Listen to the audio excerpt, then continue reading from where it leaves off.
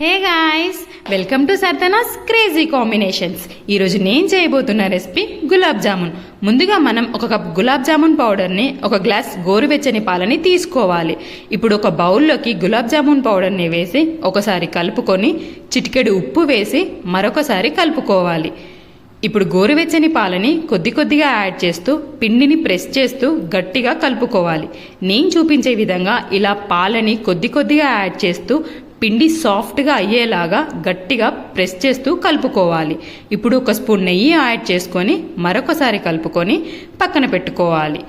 ఇప్పుడు చేతులకి నెయ్యి అప్లై చేసుకొని చిన్న చిన్న ఉండల్లా చుట్టుకోవాలి. ఉండలను చుట్టేటప్పుడు పిండిని గట్టిగా ప్రెస్ చేస్తూ బాల్స్ లాగా చేసుకోవాలి. ఇప్పుడు స్టవ్ వెలిగించుకొని పాన్ పెట్టుకొని డీప్ ఫ్రైకి సరిపడేంత ఆయిల్ వేయాలి. ఆయిల్ హీట్ అయ్యాక మనం ముందుగా చుట్టి పెట్టుకున్న ఉండల్ని ఆయిల్లో వేస్తూ లో ఫ్లేమ్లో డీప్ ఫ్రై చేసుకోవాలి.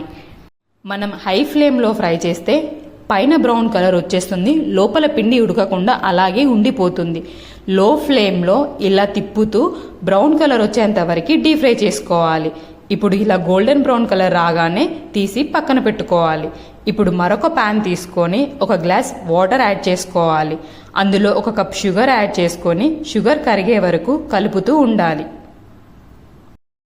షుగర్ కరిగి ఇలా సిరప్ మరుగుతున్నప్పుడు ఒక స్పూన్ ఇలాచీ పౌడర్ వేసి మరొకసారి కలుపుకోవాలి.